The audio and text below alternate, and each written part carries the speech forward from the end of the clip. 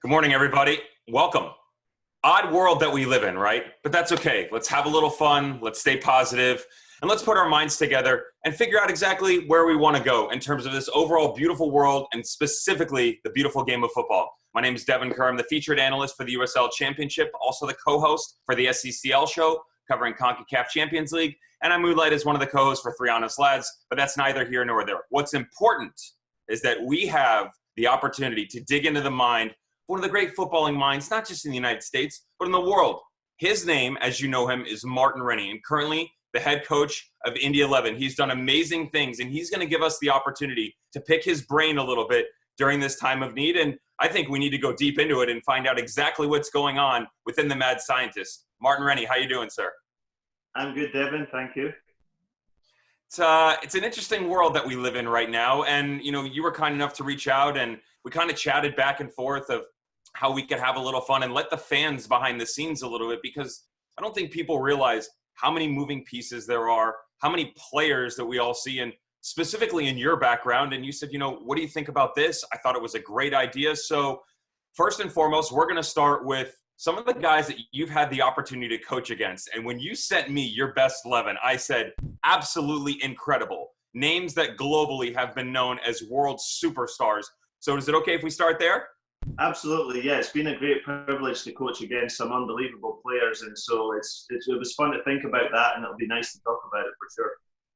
And just to give the fans a little bit of an idea, something that still every single time I see it, announcers put together what's called a board, and on our board, it's kind of like our cheat sheet. It's stats, it's thoughts, it's comments, and one of the things that gets for me is he is the only coach, Martin Rennie, to have worked his way through the North American soccer pyramid. He's been the head coach, PDL, USL, NASL, and MLS. He did that in only 5 years, by the way. So little kudos to that man right there before we get going. Just gives you an idea of where he's been and what he's done. And that's just a little taste of it. So, Martin, I want to start with your best 11. And these are guys that you've coached against. Let's start on the goalkeeping side of the ball.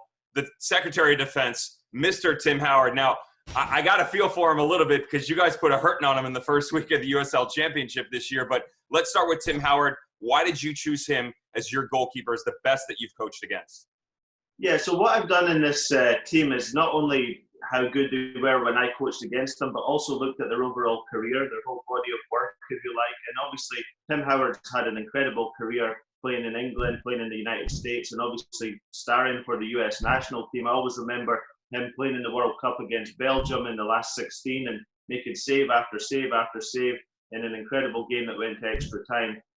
So it was a privilege actually to coach against him just a few weeks ago when we played against Memphis. And it was kind of the opportunity to get him in that dream team of players I played against, where I think he stands out above probably many other great goalkeepers who I have coached against. But his career just has been incredible. And not only that, but just the way that he's gone about it, he seems to have been a good ambassador for soccer in the United States. And the fact that he's still playing shows how well he's taking care of himself and how much he loves the game. So it's nice to have him in the lineup. And in his prime, obviously, he would be an amazing goalkeeper to play against or to have on your team. An extremely well-spoken individual. I've had the opportunity to speak to him before and kind of pick his brain, and the passion is really there for him. And I think it'd be hard to argue against that pick.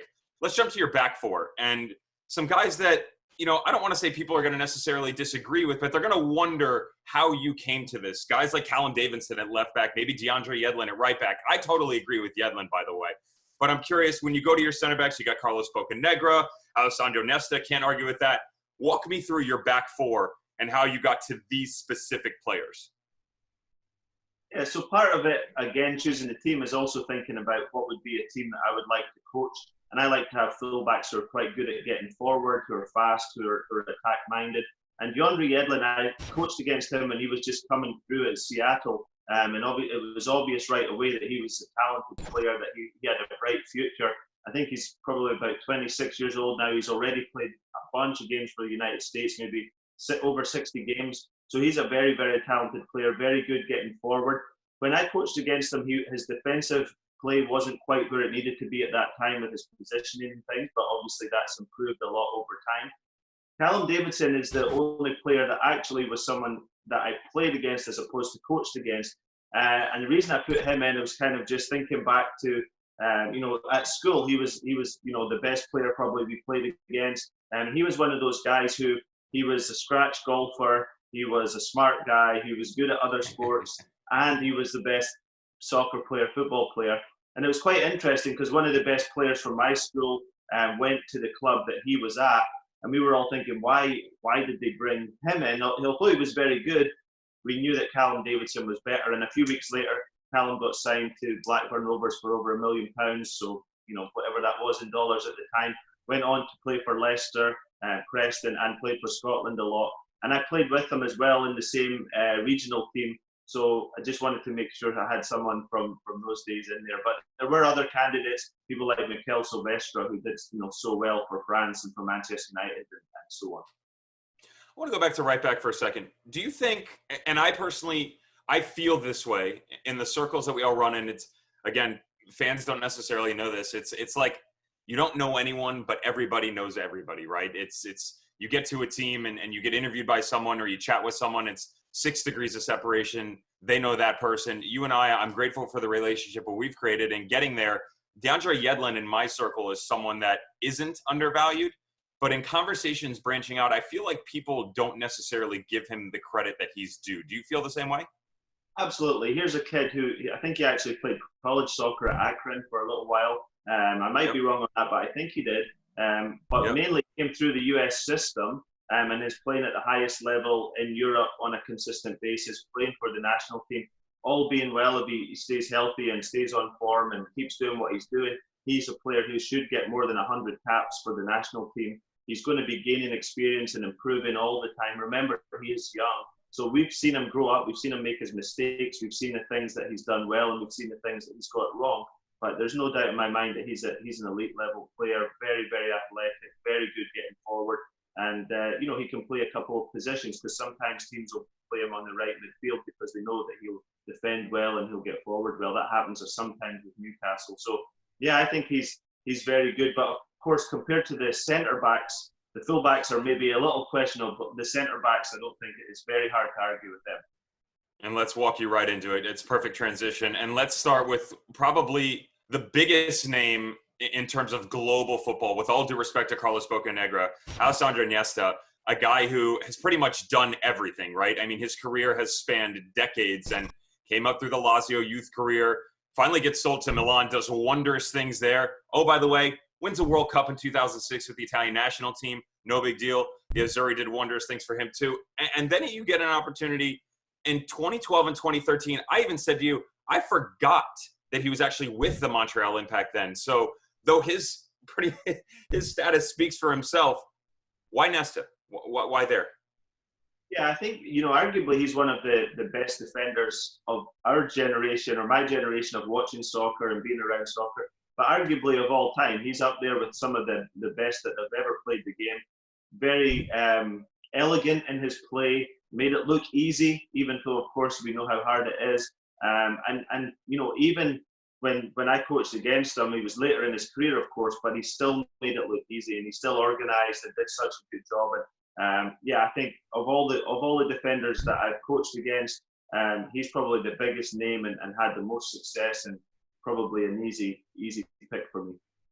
I actually saw a really interesting billboard this morning. It was going back to the late 90s and early 2000s, and it's a Nike billboard in Europe, and it says, it's a picture of Nesta on the right, and on the left side it says, Italy's goalkeeper, easiest job in Europe. So that gives you an idea of how they felt about him and how good he was. Carlos Bocanegra, technical director, vice president at Atlanta United. I don't think Atlanta United needs an introduction in terms of what they've been able to do in their short time frame in MLS, and a guy who, by his peers, receives the highest accolades. I never had the opportunity to play alongside him. I've met him and interviewed him multiple times, have a massive amount of respect for him. But that left center back position, again, there's a lot of talented players that over the course of your career, you got the opportunity to battle against on the other side. Walk me through the decision for Carlos Bocanegra. Yeah, well, I think with Bocanegra, it's like he obviously had an amazing career. Again, well over 100 caps or around 100 caps, I think, for the national team. Played again in Europe for a long time at the highest level, and just super athletic, consistent always doing his job well. Left-footed, so I like having left-footed left central defenders when possible. I believe he's left-footed, pretty sure. But just super athletic. And if you look at like that entire back line, they're all fast, they're all athletic, they're all good in the air, they're all strong, they can all play a bit on the ball.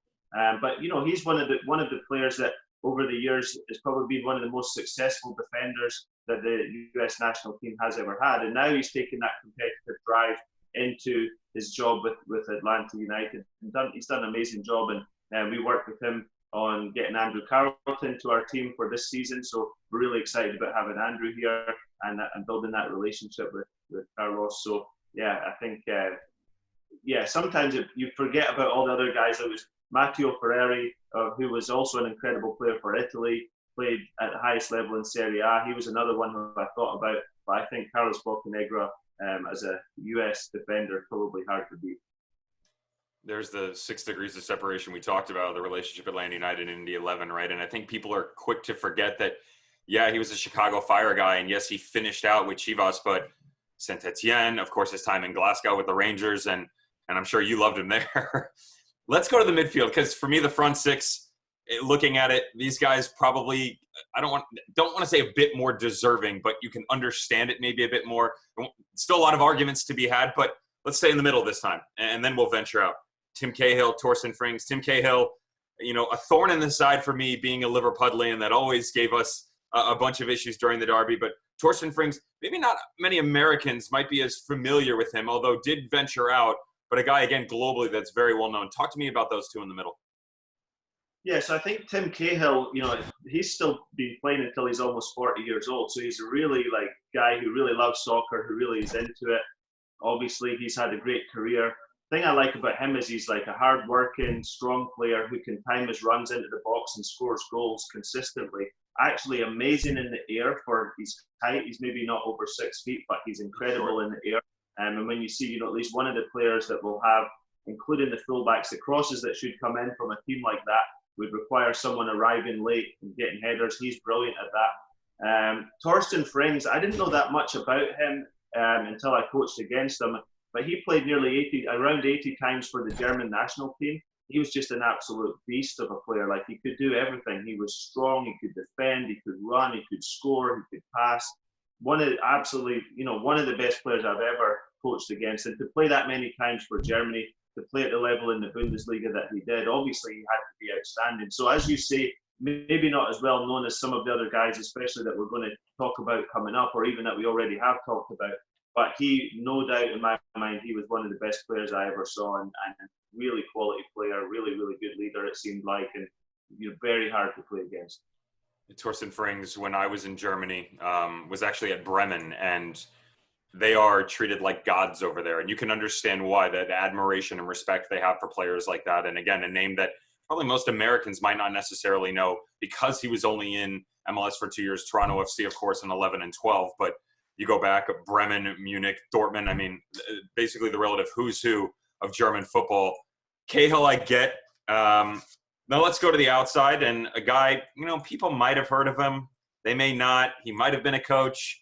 He might have been the leading scorer for the United States men's national team. He might have won pretty much everything there is. And oh, by the way, he's a coach and owner now. So let's go to Landon Donovan, which I love the formation and how you have all the guys set up right now, by the way, because I don't think people realize how much your coaching background, that's evolved as well, and we'll get to that. But let's start with Landon. Your time, I would imagine it's the LA Galaxy challenges you had, right? Yeah, so again with Landon Donovan, I obviously knew a lot about him, but I didn't know how good he was until I coached against him. And then I realized he was unbelievably good, just so fast, so able to slow down, speed up, really, really hard working. So, he might be the star on the team, but he was working hard, chasing back, doing everything the way he should. Just went around things in a professional and quiet manner. Absolutely, in my opinion, could have been a top player in Europe if he really wanted to pursue that, but he seemed to be really comfortable being in the United States. He really wanted to help the game grow here. And what he did for the national team, unbelievable number of games, over 150, I think. I think he's the all-time leader in assists. I'm not sure about goals, but he's certainly up there. But just also a really nice person. when he was starting out in his new role within the USL in San Diego, like he was reaching out to people who had done this before and asking them, what they thought, any advice, and that just shows humility and smart, really smart to do that, because a lot of people think they know everything, and then they realize a year down the line that the USL is actually very unique and very difficult, and he's certainly, I think, picked people's brain on it before he even started. And I just think he's a quality player. He could play multiple positions, but certainly on that left-hand side, not only would he really help you attacking, but he'd also help you defending as well. And I just think people maybe don't fully appreciate just how good he was. But certainly having coached against him, I certainly did. Interesting on the coaching comments that you make, Martin, in terms of Landon. We had him in his first match ever against Las Vegas Lights. They did a USL Championship Game of the Week, and that was opening weekend. And he talked about that. He talked about how he had reached out to the coaching community, to former players, and that coming into the project, he didn't necessarily know what they were going to look like. That's kind of similar to what it was for you in that 2018-2019 changeover from Indy, because you came in quite late into coaching. The season was right around the corner, where 2019, you got to finagle some things around and tweak it a little bit. And to me, as an announcer and an analyst, getting to look at the great coaches, they don't pigeonhole themselves to one idea. You guys keep your minds open. You're constantly evolving. And I admire that from you, because that's not an easy thing to do. Yeah, I think for me personally, I have an idea of how I want my team to play and how I want to do things, but I also am a realist, and I know that I have to stay in the job long enough to build the team into that formation or that way of playing that I would like to. And as you rightly say, in the 18th season, I literally was starting about a week or so before pre-season started. In fact, at the time I took the job, some teams had already started their pre-season training. So and we really had to build an entire squad at that time. So although I had a vision of how I wanted the team to play, I had to adapt in that first year quite a lot to just try and get the team into a solid footing, get into the playoffs, and we were one of the better teams, definitely. But by the next year, 2019, I really felt that the team now had the players that we wanted for the most part to play the way we wanted to play the system and the style we wanted to. But I think a really important thing for young coaches is recognizing that although you have your way that you want to play, you have to have the players to play that way. And so if you don't have a player who can do a certain job, you have to adjust some things in order to get to the place, hopefully a year down the line or sooner, that you really are trying to get to. But if you don't adapt at all, you might not do well enough to keep the job. And ultimately, coaching is about continuing to do it, doing it year after year, you get better, you learn more, you meet more people, you make mistakes, you gain more ideas. And so I think one of the keys to becoming a good coach is to keep on coaching and keep on doing it. And for me, I've been coaching for about 14 years now, but I'm still relatively young as a coach. And so I hope, I've got lots of good years ahead of me where I'm learning these things and putting them into practice. But definitely recognizing the difference between the way you want to play and the way you have to play sometimes to get to the results that you need. Out of respect for the players that we already talked about, Martin, and the guys that we have to talk about, I'm going to save two specifically to finish this off. But I'm going to jump to one right up top, at least where you've situated him in your 11 all time that you've coached against. Let's go to Robbie Keane. This was an interesting pick for me. And the reason I say it is I think he's another one of the players, kind of like the Landon Donovan type players at Torsten, Frings, where if you don't see him up close, you don't necessarily know what he's capable of. You can look at his resume and you can look at Leeds, Tottenham, Liverpool, of course, his time at Galaxy. I believe he had a couple loans with West Ham and Villa. That's a pretty quality resume. But at the national level, plays for the Republic of Ireland. He's not necessarily getting the TV time that England or the United States men's national team is in America. And same thing when you go back into his career, he started off with Wolverhampton. People don't really recognize that. They saw him go to Milan early on and stuff like that. And there's a lot of names, you and I kind of chatted about off screen, where when you look up top, maybe you could have circumvented back around and chose someone else. Why is Robbie Keane up there for you?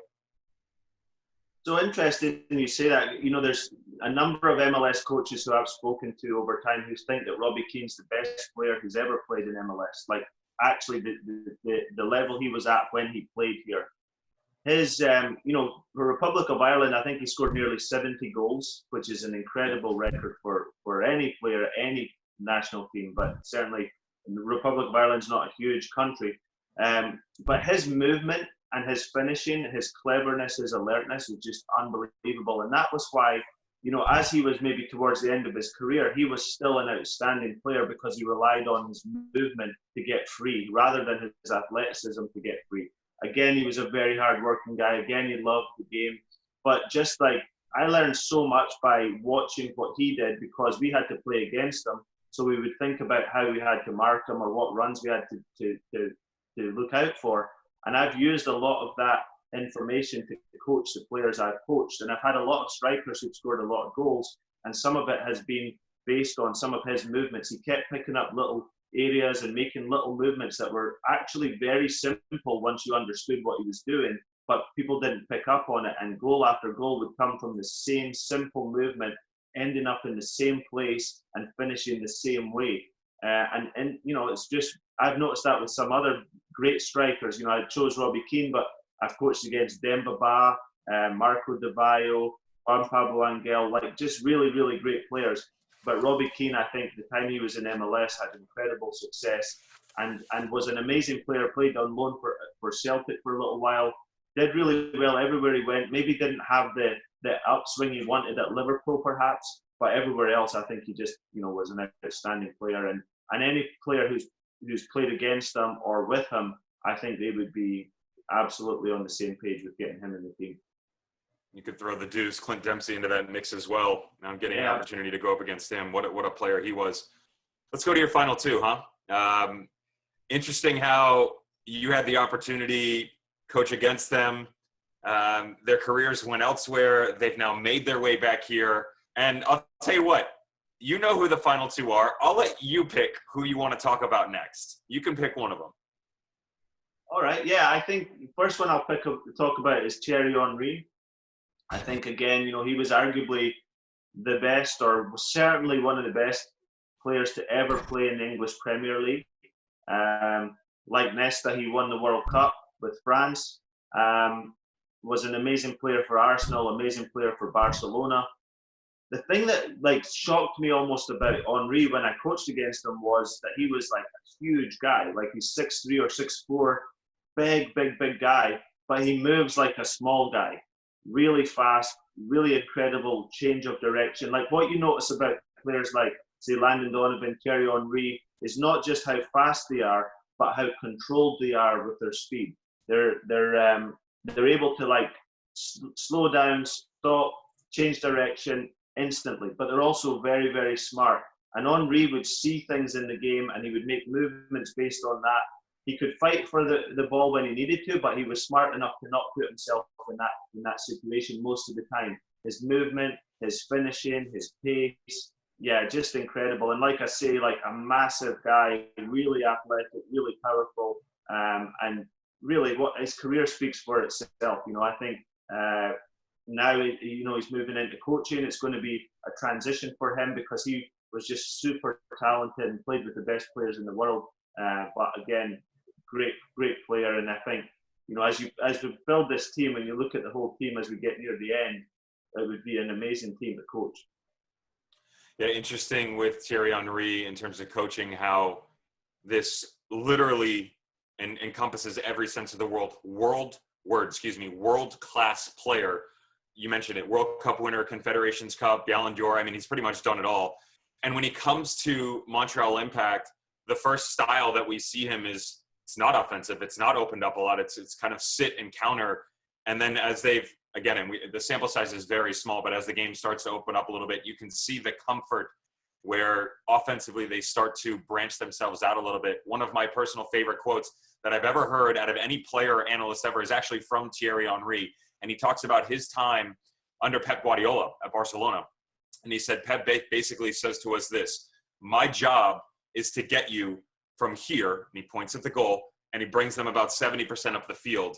And he talks about build-ups, and they were breaking down a play, and he says, but Pep would say, my job is to get you from here to here. And then from there, that's where the wizardry and the artistry has to come out, and you guys have to explore yourselves. And I think that's something in the terms of global football nowadays, we don't necessarily see as much. A lot of guys kind of walk the fine line and they don't give that freedom. And I couldn't agree more with Thierry Henry. And he has been the topic of conversation for possibly the best player ever in the Premier League. Steven Gerrard might have something to say about that. But let's move to the final player, and a guy who needs no introduction, David Beckham. Again, world footballer, Manchester United, Real Madrid, England national team. He gets his time. Basically started that revolution of big-name players coming to the United States with the Los Angeles Galaxy. You get a chance to tackle him there. He goes back to AC Milan. Now he's an owner with Inter Miami. I don't want to say, why did you pick him? A great player. Just talk about your experience seeing him at ground level, your interaction with him, and give everybody an idea of what it's like to see the great David Beckham. Yeah, I think, first of all, when he first came to Major League Soccer, I think he maybe actually thought that his career was on the decline, because at the time that he signed, he was at Real Madrid and he wasn't necessarily playing that much. I don't even know if he was still in the England squad. And then Fabio Capello came in as the manager, and Beckham had a resurgence and actually did incredibly well for Real Madrid before he came to Major League Soccer. So he was actually playing at the height of his career when he came to Major League Soccer, but he then played for so many years here in this country and was a major factor in the growth of Major League Soccer and soccer in general. So there's no doubt about that off the field. But on the field, he is, I think, vastly underrated as a player.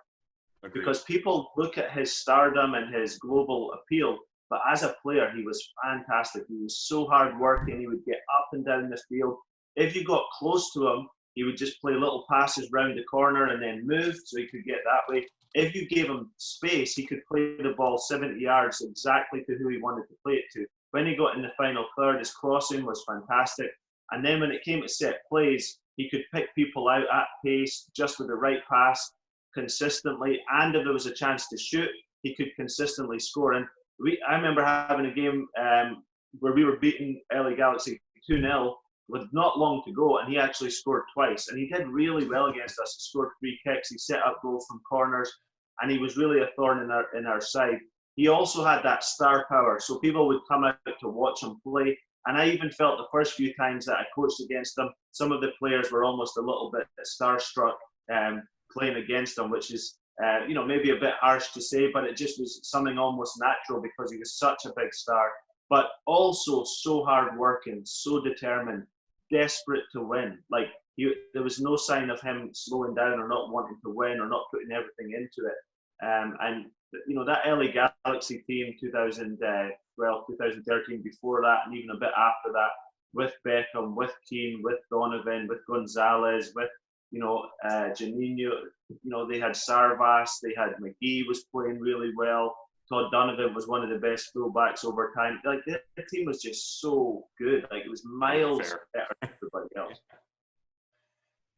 Do you think, and this is something that crosses my mind when it comes to David Beckham, I agree with you. I think he's underrated. I think people don't give him his due. And part of it for me, Martin, is when you look back at the class of 92, it's a relative who's who. But the grit that United team had, especially once they moved into the treble-winning team, but you had David Beckham, Nicky Butt, Ryan Giggs, Phil Neville, Paul Scholes, Gary Neville. Some of those names, especially guys like Paul Scholes and Ryan Giggs, stuck in on a regular basis. Not that David didn't, but he was given, because of this celebrity status he got, he was given kind of that pretty boy status. And that wasn't the case. You just said it, like, he was willing to put in the hard work, get stuck in, lay someone out, good or bad, no matter what. And any of his teammates will tell you that. But people from the outside looking in felt he was a little soft. Do you think the same thing? I agree with what you're saying. Like, he definitely wasn't soft. He was absolutely dedicated. He was rarely injured. And that shows how well he took care of himself off the field. He was, like I said in the first part of talking about him, much, much, much better than people even realize. Like, he's a footballing icon, but he was a fantastic player. And what a career. I mean, look how much he won. And even going back to, like, PSG and AC Milan from Major League Soccer, people look at that like, oh, that was just because he would sell jerseys and he was a big name. Those teams are there to win. Like, they're not signing a guy or giving a guy a chance to play who's not a real top quality player, and he absolutely was. Well, especially at that time, AC Milan then, I mean, wasn't exactly hurting. There was a lot of things going on in Italy, but you're talking about one of the biggest brands in the entire world, Real Madrid included. Question for you.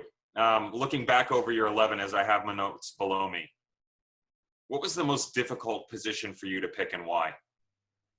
I think probably in the forward positions, because there were so many players who, were really outstanding players. There was a player called Marco Di Baio who played for Italy and was an incredible goal scorer in Serie A. He was fantastic. Juan Pablo Angel was probably one of the best players who played in Major League Soccer. Great finisher, great movement, good in the air. Demba Ba was a big, strong, powerful guy who I coached against when I was in Asia, and just like very, very difficult to coach against, play against. Obafemi Martins, again, really dynamic, really fast, good around the goal. Clint Dempsey, one of the best players the US have ever had. So I think there was just so many options in that position. Diego Valeri was another, real quality player, and there's many others. But those guys, that was the hardest players to pick. But Henry and Keane were amazing. Like, they were just so good. And the thing about this whole team is the average number of international appearances is 100 per player. So like there's over 1,100 caps amongst this entire team. So that's unbelievable. And obviously you would never get all of them on the same page at the same time playing in their prime. But if you did, you would have had some team. And I think a big part of coaching is when you are analyzing your opponent, you learn a lot. You see things, you realize what they're doing and why they're successful and why they're so good. And why is it that this player isn't the fastest, but he always gets free behind the back line? Why is it this guy isn't the biggest, but he never loses a battle or a header? And it's the little subtle things that then, as a coach, you can start coaching your guys to do. And hopefully you can give them information that can help them. But it's based on having actually had to think about how to stop guys who did it better than really anybody ever did it. It's funny, my friends always ask me, knowing my fun but brief experience at the professional career and now as an analyst, they always say, could you have played, we're talking about Beckham or King, could you have played with them? I said, absolutely not. And they said, why? I said, don't watch the game for a second. Just watch them, watch their feet, and it's the little touch here to set them up for the next move. It's the decision-making that is umpteen times faster than some of the other players on the field. And once you start to lock that down, you get a real idea of how good these guys really are. Martin, I'll tell you what, this was not just a trip down memory lane, but it's a mind-blowing experience to recognize guys that have been around this game. And to be fair, guys that you've been around as well. Thank you so much for sharing with us. I wonder, since you've done the ones that you've coached against, would you be kind enough to put a list for us of guys that you've actually coached and maybe do your best 11? We could pick those apart. Sure, yeah, that would be fun. I would be happy to do that. I wouldn't include any players who are on my current team, just so nobody gets annoyed about that. But other than guys who I've coached before that, I'd be happy to do that. Yeah. That's your man right there, Martin Rennie, representing Switzerland with that last comment, making sure he doesn't hurt anybody's feelings. Martin Rennie, head coach of Indy 11. Thank you very much, sir. We will speak to you soon. Thanks, Devon.